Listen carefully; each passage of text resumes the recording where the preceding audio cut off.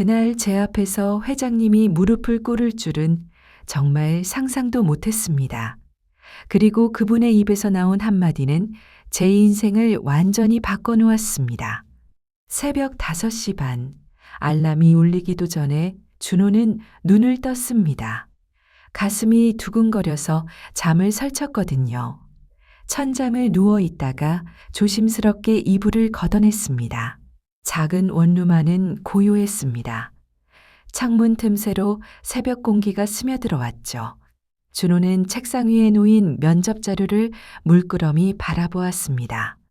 형광펜으로 줄 그어가며 외운 회사 정보들, 밤새 연습한 자기소개서. 30살 준호에게 이번 면접은 정말 간절했습니다. 대학을 졸업하고 벌써 3년째 크고 작은 회사에 이력서를 냈지만 번번이 떨어졌거든요. 스펙도 학벌도 화려하지 않은 지방대 출신. 자격증 하나 변변치 않은 평범한 청년. 하지만 이번만큼은 달랐습니다. 서류 전형을 통과하고 1차 면접까지 붙었으니까요. 그리고 오늘이 최종 면접이었습니다. 준호는 거울 앞에 섰습니다. 낡은 거울에 비친 자신의 얼굴을 보며 준호는 조용히 중얼거렸습니다. 할 수 있어. 넌 할 수 있어. 네가 가진 건 성실함이잖아. 그걸 보여주면 돼. 샤워를 하고 면도를 깔끔하게 했습니다. 머리도 정성스럽게 빗어 넘겼죠. 옷장에서 유일한 정장을 꺼냈습니다. 어머니가 취업 선물이라며 사주신 그 정장, 아직도 새 것처럼 깨끗했습니다. 면접 볼 때만 꺼내 입었으니까요. 넥타이를 매는 손이 떨렸습니다. 1번, 2번, 3번 제대로 매지지가 않았어요. 심호흡을 하고 다시 시도했죠. 이번엔 성공했습니다. 방문을 열고 나오니 부엌에서 불빛이 새어나왔습니다. 이른 시간인데도 어머니가 일어나 계셨던 거죠. 준호는 가슴이 뭉클했습니다. 어머니는 낡은 앞치마를 두르고 부엌에서 김밥을 싸고 계셨습니다. 58의 나이, 주름진 손은 익숙한 동작으로 김발을 말고 있었죠. 시장에서 파는 것보다 맛은 없을지라도 정성만큼은 세상 누구보다 가득 담긴 그런 김밥이었습니다. 엄마, 일찍 일어나셨네요. 준호가 조심스럽게 말했습니다. 어머니는 돌아서며 환하게 웃으셨습니다. 엄마가 어떻게 자겠니? 새벽부터 일어나서 정성껏 싸는 거야. 이거 먹고 힘내거라. 김밥을 도시락통에 담으며 어머니는 말씀을 이어가셨습니다. 아들아, 너는 착한 아이야. 비록 남들처럼 화려한 게 없을지 몰라도 내 마음씨만큼은 금덩이란다. 하늘이 다 보고 있어. 걱정 마. 준호는 어머니의 손을 꼭 잡았습니다. 그 주름진 손은 준호를 위해 평생을 일해온 손이었죠. 시장에서 채소 장사를 하며 굳은 일도 마다 않고 아들을 키워내신 그 손. 엄마, 이번엔 꼭 붙을게요. 꼭 붙어서 엄마 편하게 해드릴게요. 준호의 목소리가 떨렸습니다. 어머니는 아들의 뺨을 쓰다듬으며 웃으셨습니다. 그래, 그래. 잘 다녀오너라. 엄마는 여기서 기도하고 있을게. 집을 나서는 준호의 발걸음은 무거우면서도 가벼웠습니다. 무거운 건 책임감 때문이었고 가벼운 건 희망 때문이었죠. 지하철역으로 가는 길 하늘은 잔뜩 찌푸려져 있었습니다. 먹구름이 낮게 깔려 있고 공기는 축축했죠. 준호는 하늘을 올려다보며 중얼거렸습니다. 제발 비만 안 왔으면. 하지만 바람이 서서히 불기 시작했습니다. 나뭇잎들이 바스락거리고 간판들이 삐걱거렸죠. 첫 빗방울이 이마에 떨어졌습니다. 지하철역에 들어서자마자 본격적으로 비가 쏟아지기 시작했습니다. 준호는 안도의 한숨을 쉬었죠. 다행이다. 젖지 않았네. 지하철 안은 출근 시간이라 사람들로 붐볐습니다. 모두들 피곤한 얼굴로 스마트폰을 들여다보거나 졸고 있었죠. 준호는 손에 쥔 면접 자료를 다시 한번 훑어보았습니다. 회사 연혁, 주요 사업 내용, 경영이념, 머릿속으로 되뇌이며 외웠습니다. 긴장된 마음을 가라앉히려고 심호흡도 여러 번 했죠. 목적 지역에 도착했습니다. 지하철 문이 열리고 사람들이 우르르 쏟아져 나왔습니다. 준호도 그 물결을 따라 계단을 올라갔죠. 그리고 지상으로 나오는 순간 준호는 그만 멈춰섰습니다. 눈앞의 광경에 입이 떡 벌어졌거든요. 비가 폭우였습니다. 아니, 폭우라는 말로도 부족했어요. 마치 하늘에 구멍이 뚫린 것처럼 물이 쏟아지고 있었습니다. 빗줄기가 너무 굵어서 앞이 제대로 보이지 않을 정도였죠. 우산을 쓴 사람들도 비에 흠뻑 젖어 있었습니다. 바람이 너무 강해서 우산이 뒤집히기 일쑤였거든요. 어떤 사람은 우산을 포기하고 그냥 뛰어가기도 했습니다. 준호는 가방에서 우산을 꺼냈습니다. 어머니가 챙겨주신 접이식 우산. 우산을 펼치는 순간 바람에 확 흔들렸지만 다행히 뒤집히진 않았습니다. 자, 가자. 회사까지는 걸어서 10분이면 돼. 준호는 스스로를 다독이며 발걸음을 내디뎠습니다. 하지만 몇 걸음 걷지 못해 구두 속으로 물이 스며들기 시작했습니다. 인도는 온통 물바다였거든요. 빗물이 하수구로 빠져나가질 못하고 발목까지 차오르고 있었습니다. 정장 바지 끝자락이 젖어 무거워졌습니다. 차가운 빗물이 다리를 타고 흘러내렸죠. 준호는 이를 악물었습니다. 괜찮아. 회사 가서 화장실에서 물기를 닦으면 돼. 우산을 세게 움켜쥐고 걸었습니다. 온 힘을 다해 버텼죠. 빗물이 마다 온 힘을 다해 버텼죠. 빗물이 얼굴에 튀어서 앞이 잘 보이지 않았지만 계속 걸었습니다. 손목시계를 봤습니다. 오전 9시 37분, 면접 시간은 10시. 아직 23분이나 남았어요. 충분한 시간이었죠. 준호는 조금 안심했습니다. 큰 사거리 횡단보도 앞에 섰습니다. 신호등은 빨간불. 사람들이 우산을 쓰고 빗속에서 신호를 기다리고 있었죠.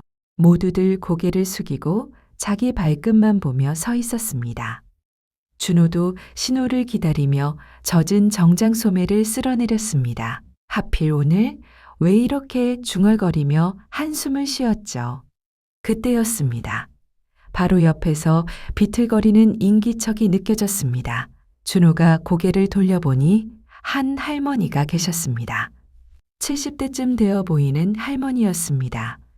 검은색 우비를 입으셨지만 비에 흠뻑 젖어 계셨죠. 한 손엔 큰 보따리를 들고 다른 손엔 낡은 검은 우산을 쥐고 계셨습니다. 할머니의 우산은 오래되어서 군데군데 찢어진 부분이 있었습니다. 그 틈새로 빗물이 줄줄 새어 들어왔죠. 할머니는 몸을 작게 움츠리며 추위에 떨고 계셨습니다. 그런데 갑자기 강한 바람이 불었습니다.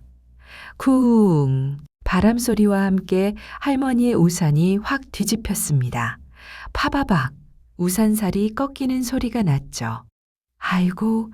할머니가 작게 비명을 지르며 우산을 붙잡으려 했습니다. 하지만 보따리를 든 손 때문에 균형을 잡기가 어려웠죠. 할머니의 몸이 크게 휘청거렸습니다. 준호는 그 순간을 똑똑히 보았습니다. 할머니의 발이 빗물 고인 인도에서 미끄러지는 것을. 시간이 느리게 흐르는 것처럼 느껴졌죠. 철썩 할머니가 그대로 땅에 넘어지셨습니다. 무릎부터 먼저 땅에 닿았고 손을 짚으며 쓰러졌죠. 보따리가 할머니 손에서 떨어져 흙탕물 웅덩이에 빠졌습니다. 으윽! 할머니의 신음소리가 들렸습니다. 작지만 아픔이 가득한 그 소리. 할머니는 땅바닥에 무릎을 꿇은 채 손바닥을 짚고 계셨습니다. 비에 젖은 아스팔트 위에서 일어나려 애쓰시는 모습. 하지만 다리에 힘이 들어가질 않는 듯 후들거리기만 했죠. 할머니의 무릎에서 피가 배어나오기 시작했습니다. 낡은 바지가 찢어지고 그 사이로 붉은 피가 빗물과 섞여 흘러내렸어요. 손바닥도 까져서 흙과 피가 뒤섞여 있었습니다. 준호는 가슴이 철렁 내려앉았습니다. 주변을 둘러보았죠. 분명 많은 사람들이 있었습니다. 10명도 넘게 신호를 기다리고 있었어요. 하지만 아무도 움직이지 않았습니다. 어떤 사람은 잠깐 쳐다보고는 고개를 돌렸어요. 어떤 사람은 못 본 척 스마트폰을 들여다보았죠. 또 어떤 사람은 신호등만 빤히 쳐다보며 파란불만 기다렸습니다. 사람들의 표정을 보니 알 수 있었습니다. 다들 바쁘다는 얼굴이었어요. 나도 출근해야 한다는 얼굴, 관여하고 싶지 않다는 얼굴, 누군가 도와주겠지 하는 얼굴. 신호등이 파란불로 바뀌었습니다. 사람들이 우르르 걸어가기 시작했습니다. 할머니 곁을 스쳐 지나가며 고개를 돌린 채 횡단보도를 건넜죠. 할머니는 여전히 땅에 쓰러진 채 일어나려 애쓰고 계셨습니다. 아이고, 작은 신음소리만 계속 흘러나왔어요. 준호는 그 자리에 굳어버렸습니다. 손목시계를 보았습니다.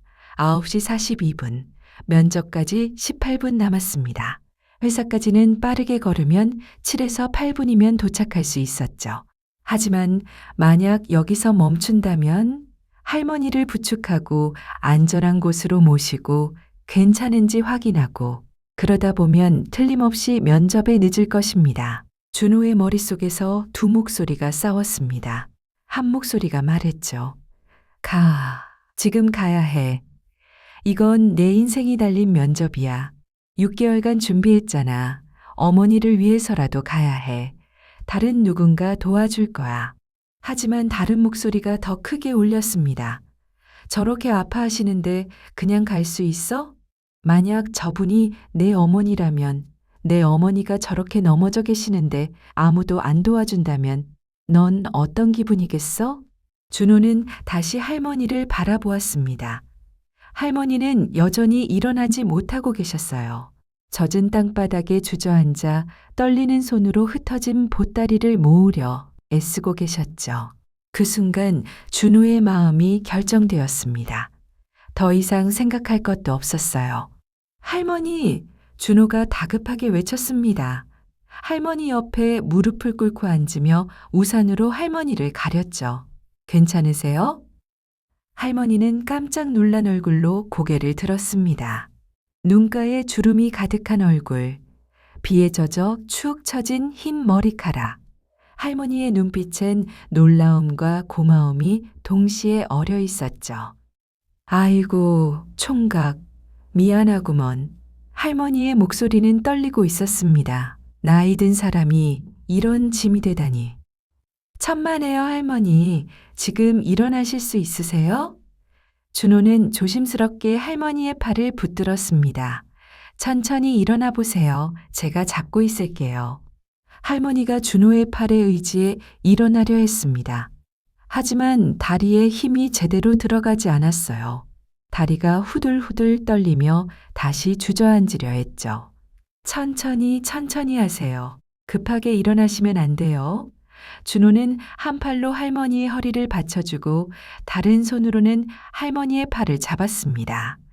하나, 둘, 셋. 자, 이제 천천히 일어나 보세요. 할머니가 천천히 일어났습니다. 준호가 온 힘을 다해 받쳐드렸죠. 할머니의 몸은 생각보다 가벼웠지만 힘이 하나도 없어서 거의 준호가 안아서 일으킨 거나 마찬가지였습니다. 겨우 일어선 할머니는 준호에게 기댄 채 숨을 헐떡였습니다. 고맙구먼, 정말 고맙구먼.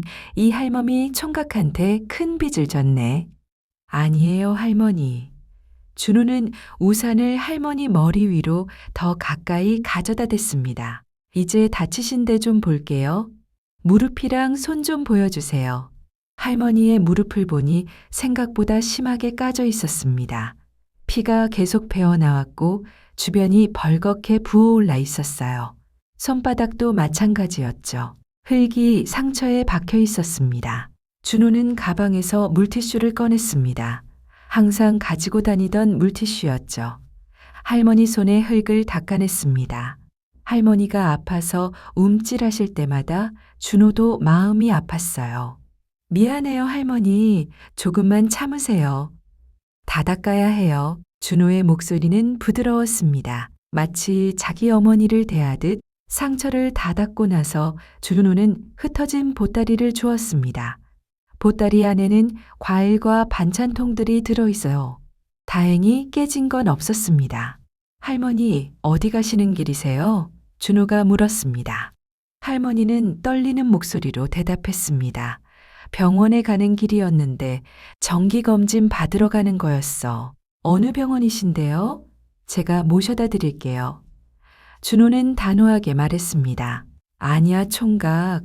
멀어. 여기서 택시 타고 한참 가야 해. 총각은 바빠 보이는데 할머니는 준호의 젖은 정장을 보며 미안한 표정을 지었습니다.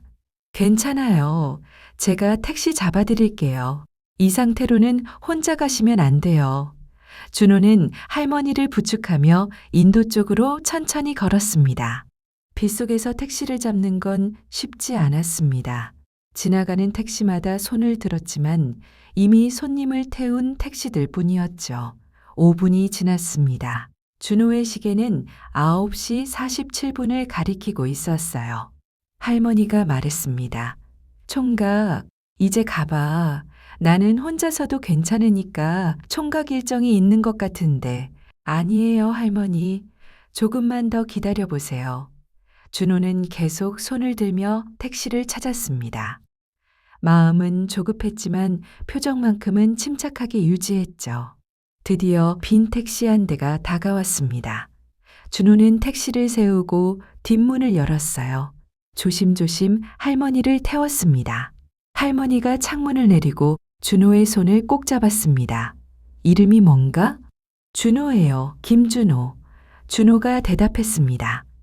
김준호, 고맙구먼. 이 은혜 잊지 않을게. 하늘이 꼭 보답해 줄 거요. 할머니의 눈가가 촉촉이 젖어 있었습니다. 비 때문인지 눈물 때문인지 알 수 없었지만요. 괜찮아요, 할머니. 부디 무탈하시길 바랄게요. 조심히 가세요. 준호는 할머니께 허리 숙여 인사했습니다. 택시가 출발했습니다. 뿌연 비 사이로 택시의 빨간 후미등이 점점 멀어져 갔죠. 준호는 그 모습을 잠시 지켜보다가 손목시계를 보았습니다. 9시 52분, 면접 시작까지 딱 8분 남았습니다. 심장이 쿵쿵 뛰기 시작했죠. 준호는 우산을 3개 쥐고 전력으로 뛰기 시작했습니다. 준호는 빗속을 전력 질주했습니다. 구두 속에 물이 철벅철벅 차올랐어요.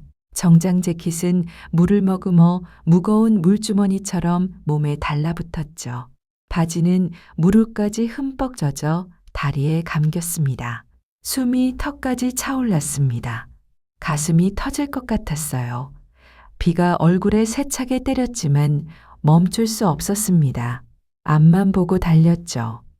회사 건물이 보였습니다. 높은 유리 건물, 반짝이는 로비. 준호는 마지막 힘을 다해 건물을 향해 뛰었습니다. 회전문을 밀고 로비로 들어섰습니다. 차가운 에어컨 바람이 젖은 몸을 때렸죠. 로비 대리석 바닥에 젖은 발자국이 찍혔습니다. 뚝뚝 물이 떨어지는 소리가 조용한 로비에 울렸어요. 로비에 있던 직원들이 준호를 보며 놀란 눈빛을 보냈습니다. 한 여직원이 동료에게 작은 소리로 속삭였어요. 저 사람 뭐야? 물에 빠진 거 아냐? 준호는 신경 쓸 겨를이 없었습니다.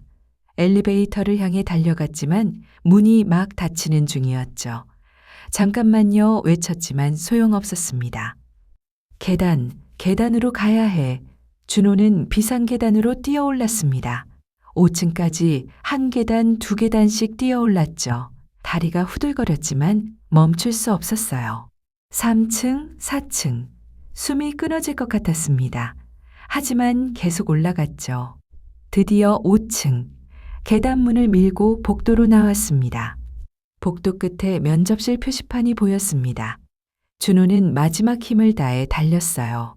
시계를 보니 10시 2분 잊었습니다. 면접실 문 앞에 섰습니다.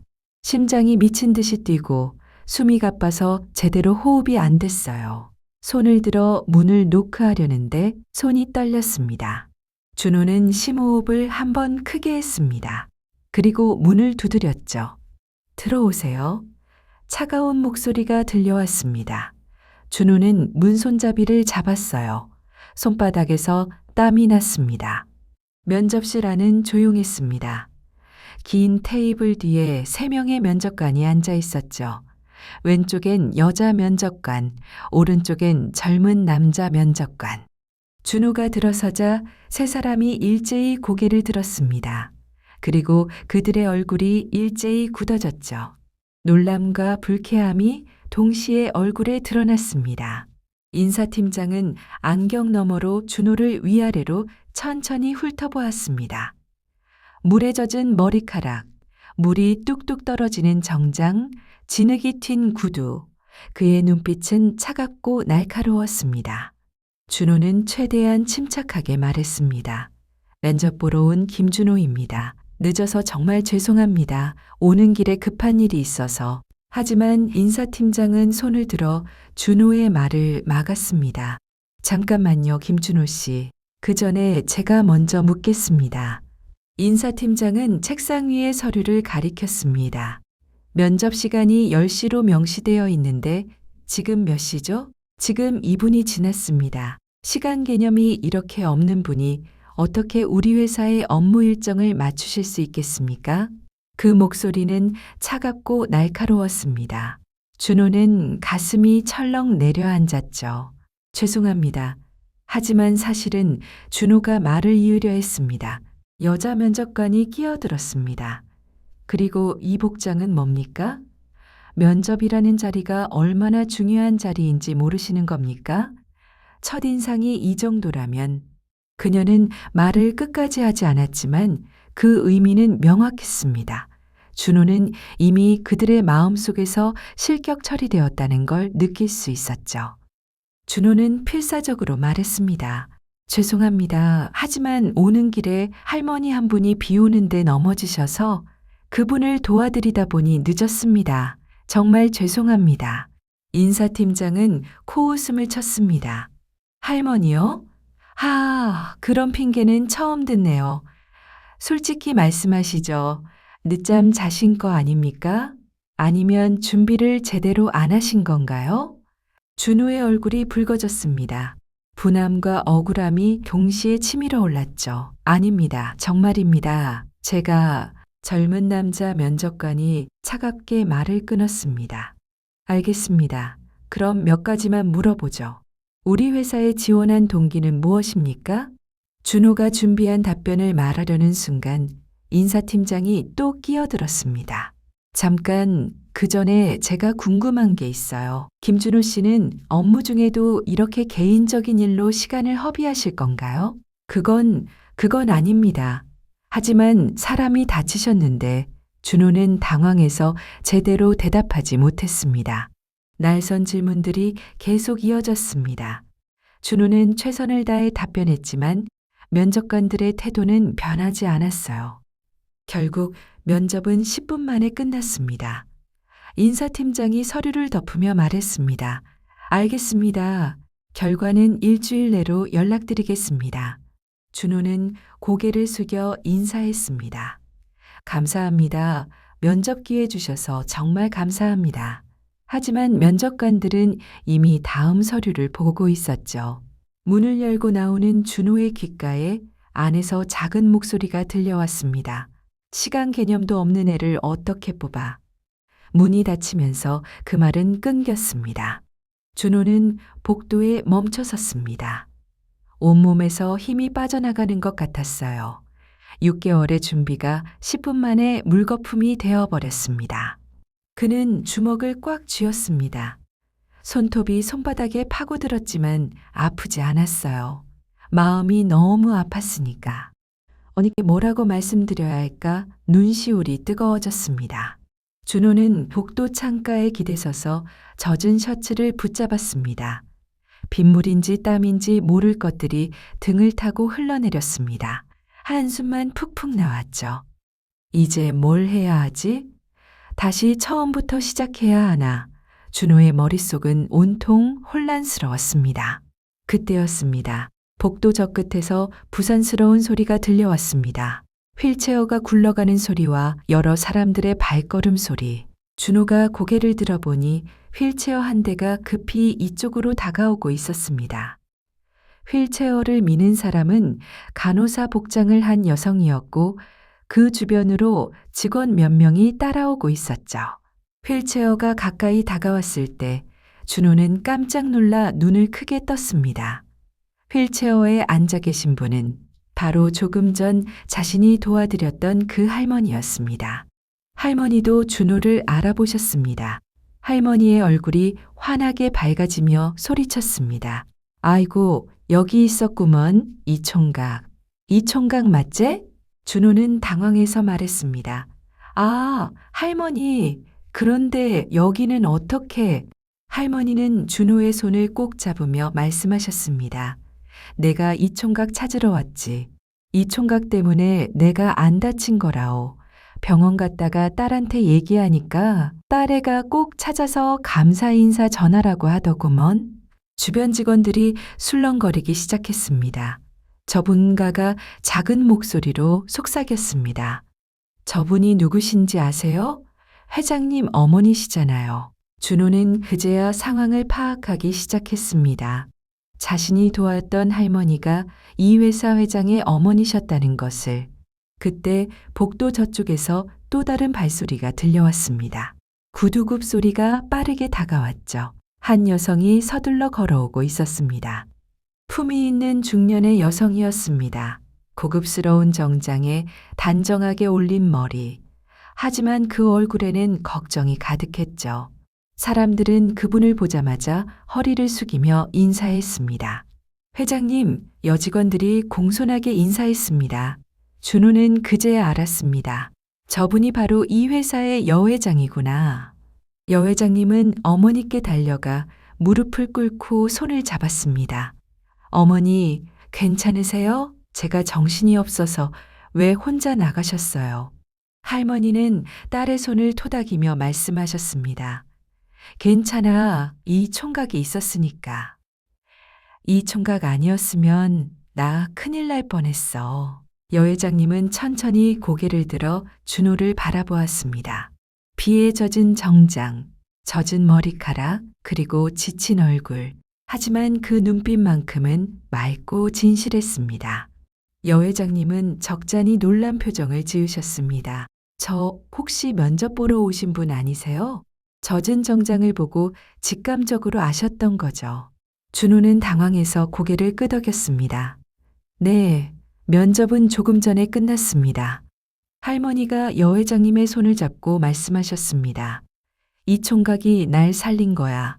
내가 비 오는데 넘어졌는데 이 총각이 자기 면접도 늦으면서 날 도와준 거라오. 택시까지 태워주고 착한 총각이여. 여회장님의 눈빛이 변했습니다.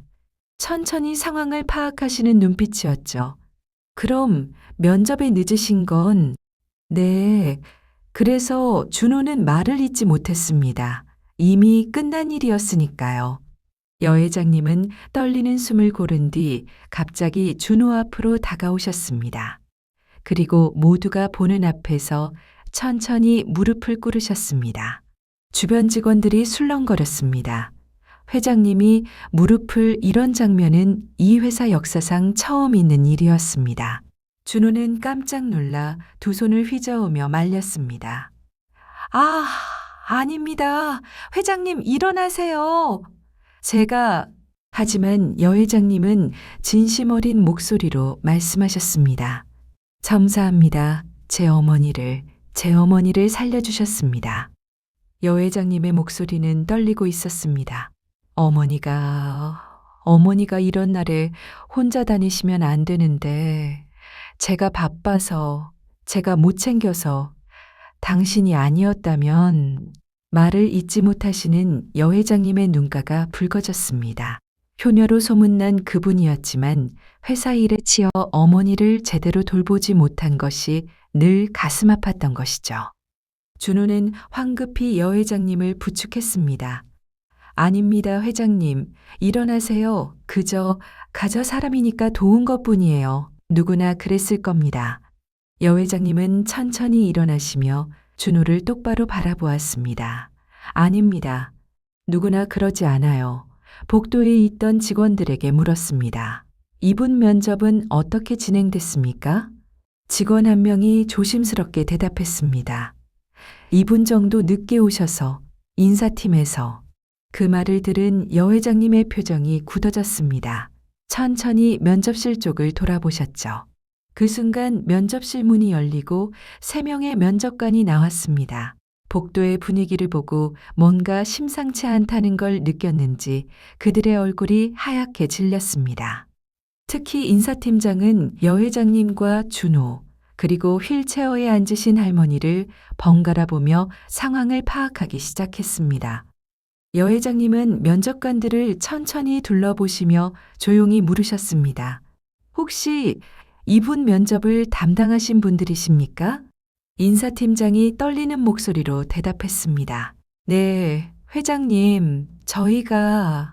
여 회장님은 한 걸음 다가서며 물으셨습니다. 이분이 면접에 늦은 이유를 들으셨습니까? 인사팀장은 머뭇거리다 대답했습니다. 아, 그게 할머니를 도와드렸다고. 하지만 저희는 그게 핑계인 줄. 핑계요? 여 회장님의 목소리가 한 옥타브 낮아졌습니다. 제 어머니를 도와준 사람을 핑계라고 생각하셨다는 말씀입니까? 복도의 공기가 얼어붙었습니다. 모든 직원들이 숨죽이고 지켜보고 있었죠. 여 회장님은 계속 말씀하셨습니다. 이분은 자신의 인생이 걸린 면접을 포기할 수도 있는 상황에서 제 어머니를 도와주셨습니다. 비를 맞으며 늦는 걸 감수하면서요. 여 회장님은 면접관들을 하나하나 쳐다보셨습니다. 그런데 여러분은 그분에게 설명할 기회조차 제대로 주지 않으셨다면서요. 10분 만에 면접을 끝내셨다고요? 여자 면접관이 떨리는 목소리로 변명했습니다. 회장님, 하지만 시간 규정이 있어서 저희도 원칙대로. 원칙이요? 여 회장님은 조용히 손을 들어 말을 끊으셨습니다. 그럼 여러분께 묻겠습니다. 만약 여러분의 어머니가 길에서 넘어지셨는데 누군가 도와주지 않고 그냥 지나갔다면 기분이 어떠실까요? 면접관들은 아무 말도 하지 못했습니다. 고개를 숙인 채 땅만 바라보고 있었죠. 여 회장님은 단호하게 말씀하셨습니다. 능력은 우리가 가르칠 수 있습니다. 경험도 쌓을 수 있고 실수도 고칠 수 있죠. 하지만 인성은 가르칠 수 없습니다. 회장님의 목소리에는 힘이 실려 있었습니다. 이런 사람을 놓치겠다는 건 우리 회사의 손해예요. 아니, 손해를 넘어서 수치입니다. 이어지는 회장님의 말씀은 듣는 사람들에게 사이다 같았습니다. 복도에 있던 직원들은 속으로 박수를 보냈죠. 방금 여러분이 보여준 그 태도, 채용 프로세스를 전면 재검토하겠습니다. 인사팀은 이번 주 안으로 보고서를 제출하세요. 외형만 보고 사람을 판단하는 시스템이라면 바꿔야 합니다. 인사팀장의 얼굴은 새하얗게 질렸습니다. 나머지 면접관들도 마찬가지였죠. 죄송합니다, 회장님. 정말 죄송합니다. 여 회장님은 그들을 더 이상 쳐다보지 않으셨습니다. 대신 준호를 향해 돌아서셨죠. 여 회장님은 준호에게 다가와 진심 어린 눈빛으로 말씀하셨습니다.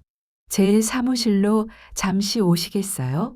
마른 옷도 준비해드리고 얘기 좀 나눠야 할 것 같습니다. 준호는 황급히 손을 저었습니다. 아닙니다, 회장님.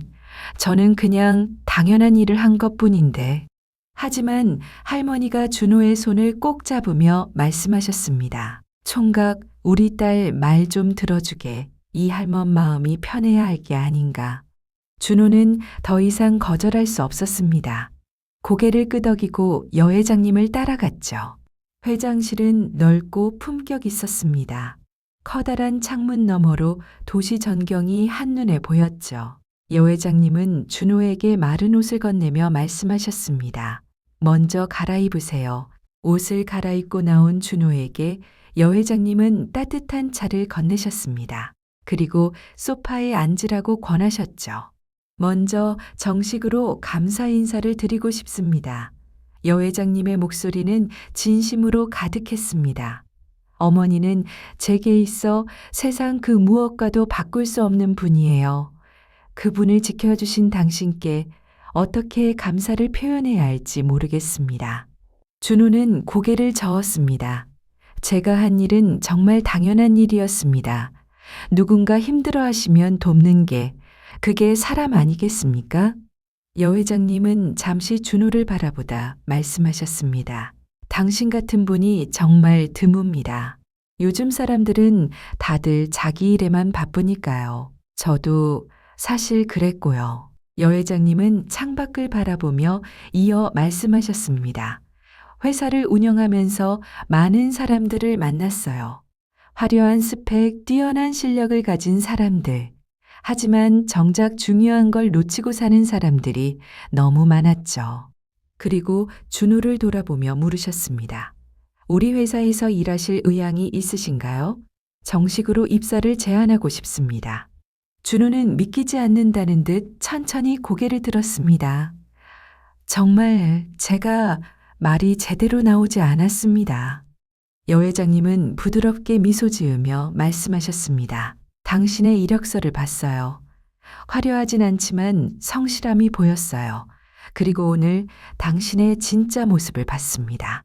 준호는 떨리는 목소리로 물었습니다. 정말 저 같은 사람이 이 회사에 도움이 될까요?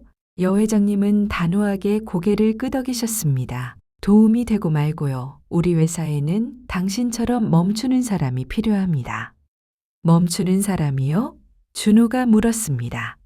네, 여 회장님은 설명하셨습니다. 모두가 앞만 보고 달릴 때 옆을 볼 수 있는 사람, 누군가 쓰러졌을 때 멈춰서 손 내밀 수 있는 사람, 그런 사람이 있어야 회사도 사회도 따뜻해지니까요. 그 말씀은 준호의 가슴 깊은 곳을 따뜻하게 적셨습니다. 지금까지 살면서 누구도 자신의 이런 모습을 이렇게 소중하게 봐준 적이 없었으니까요. 준호는 눈시울이 뜨거워지는 걸 느꼈습니다. 회장님, 정말 감사합니다. 여 회장님은 준호의 어깨를 가볍게 두드리며 말씀하셨습니다. 내일부터 출근하세요. 인사팀에 지시해 두겠습니다. 그날 저녁 준호는 집으로 돌아가는 지하철 안에서 창밖을 바라보았습니다. 비는 그쳤고 석양이 구름 사이로 비치고 있었습니다. 준호는 생각했습니다. 누군가를 위한 작은 정성은 결국 돌아오는구나. 어머니가 늘 말씀하시던 게 맞았어. 집문을 열자 어머니가 걱정스러운 얼굴로 달려오셨습니다. 면접은 어땠니? 준호는 어머니를 꼭 안으며 말했습니다. 엄마, 나 합격했어요. 그리고 오늘 참 좋은 분들을 만났어요. 어머니의 눈에서 기쁨의 눈물이 흘러내렸습니다. 준호는 그 눈물을 닦아드리며 속으로 다짐했습니다.